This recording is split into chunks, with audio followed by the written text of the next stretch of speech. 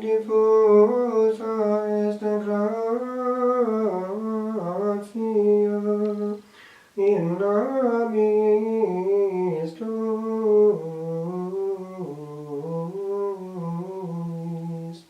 proterea benedixit in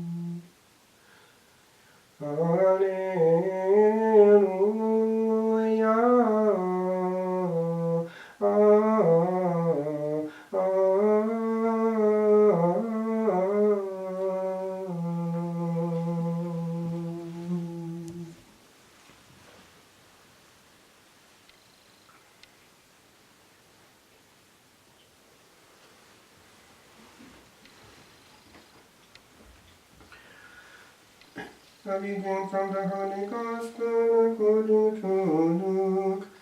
Glory to you, Lord. Jesus said to his disciples, "Everyone who acknowledges me before men, the Son of Man also will acknowledge before the angels of God. But he who denies me before men will be denied before the angels of God. And everyone who speaks a word against the Son of Man will be forgiven. But he who blasphemes against the Holy Spirit will not be forgiven.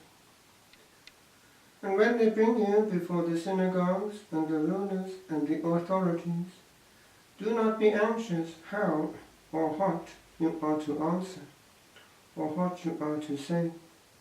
For the Holy Spirit will teach you in that very hour what you ought to say."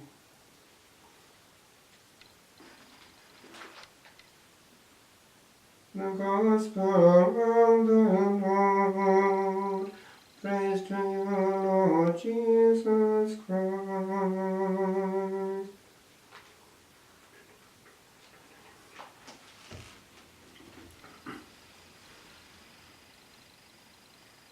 There is a power in the spoken word.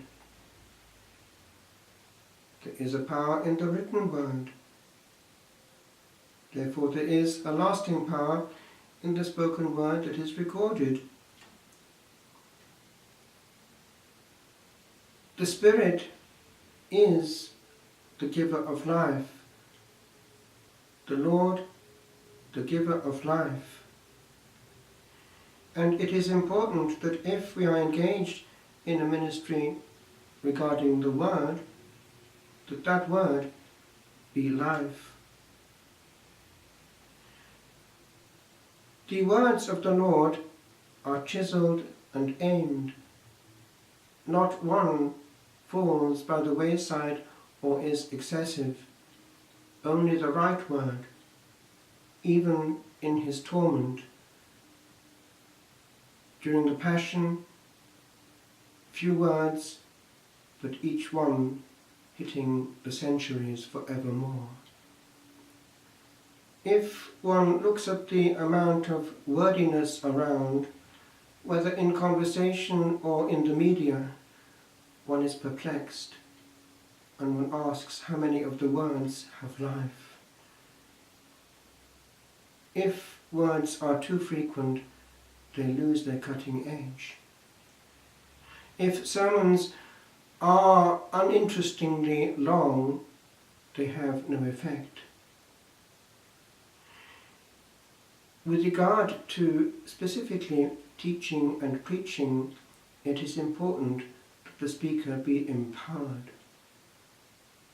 And therefore he must be in intimate union with the one whose mouthpiece he is becoming. The Spirit does in some way come to the aid of those who have no human force.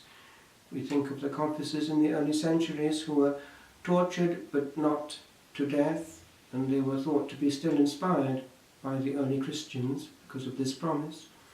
We think of Joan of Arc, who at the age of 19 was able to answer under duress experts in theology, she who could not write or read, and yet was correct each time she said something on a theological plane. We think of the likes of St. Edmund Campion, tortured, terribly racked, who was able to answer correctly in all his brokenness when asked different questions, always difficult and thorny, under persecution and under extreme duress. And so too, the Spirit comes to the aid of our weakness when we have to say something unexpectedly or put in a corner, but also when we have to address people in His name. When one looks at the power of some sermons over the centuries, one sees a parallel between that of the proclaimed word from the Gospel, which hit the likes of Anthony in the desert, and also Francis of Assisi, changing their life. One also sees that of the preached word, those who have had a massive effect on people from the pulpit. That actually exists even outside Catholic circles. We have many interesting testimonies because precisely the word is the most developed part of their life. I was taken at the age of 13 by my Sunday school teacher to a place where a sermon had changed Welsh history. It was Talgarth in Wales, and we went into the old parish church and saw the spot where Hywel Harris had been moved profoundly by a sermon, and we know what the sermon was. It was the good vicar who was admonishing his flock to come to Holy Communion that following Sunday. It was in the time leading up to Eastertide. And he came out with this: "You may say, you are not fit to receive. Well, I say to you, he who is not fit to receive is not fit to pray. And he who is not fit to pray is not fit to live. And he who is not fit to live is not fit to die."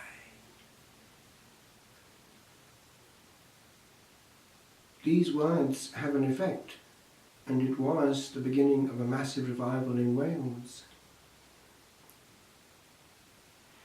We may think that the word is impotent amidst such a dark cloud of heavy wordiness in the world. Actually, it's not. A word does orientate a life. As between human beings, a word, for instance, a marriage proposal, can lead to a whole genealogy, as can its opposite. So too, in handling young people, a word can change. I remember one time we had been in a time of prayer at Kilnacrot, And I had been mentioning the dangers of suicide for the soul, that it solves no problems and that it could actually lead to another problem. And we know what that problem could be on the other side. And I mentioned it.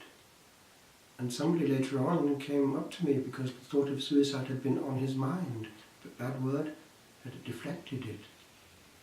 And so it can be. The Spirit can make use of words, even beyond the bounds. Some years ago, it was in the early 90s, with Eddie Stone, who has a ministry of teaching and many gifts from the Spirit, he was praying over me quietly at one time, and he could see into the future. And he saw something which made no sense. He could see, as it were, this figure sitting like the Lord, teaching, and he could see a vast number, and he insisted, a great number, listening and being nourished. At the time that could not be understood or fathomed, but one does see that actually the word nowadays can reach many hearts, and especially when those hearts are not distracted but alone with Jesus, that word can actually have an effect. So we need to be aware that the Spirit is interested in His word, and He seeks channels that He may be able to get through to other people through them, but channels that also can wake them up and not send them to sleep. For alas, people do not hear their own heaviness, and one of the tragedies in modern times is that people carry on galloping even when they've gone past the finishing post.